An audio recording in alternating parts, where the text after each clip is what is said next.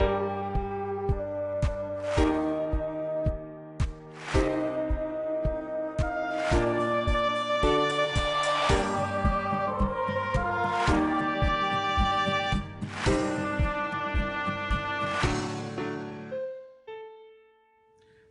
this is Ty Agar from tyagar.com. On today's video, we're going to talk about how to handle criticism.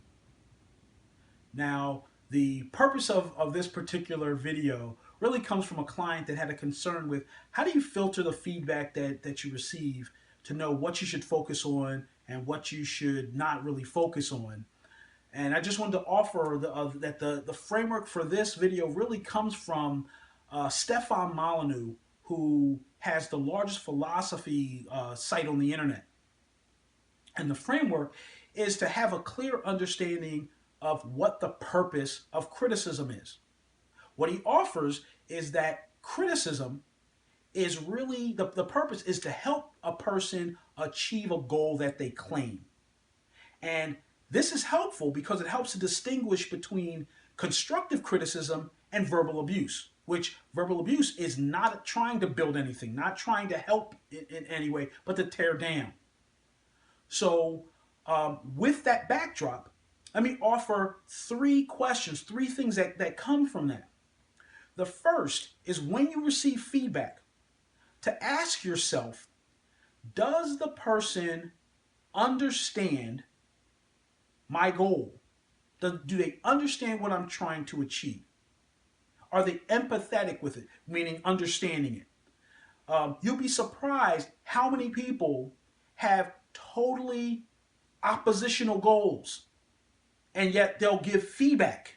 So that I call that the why, having understanding of the why. Why is this important? Why do you want to achieve this?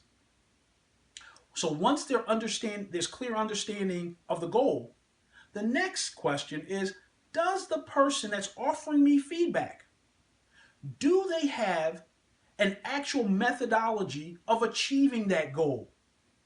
I call this the what, meaning this is what you should do to get that accomplished. You should do this, you should do that, or what have you. Do they actually have an idea of what they're talking about?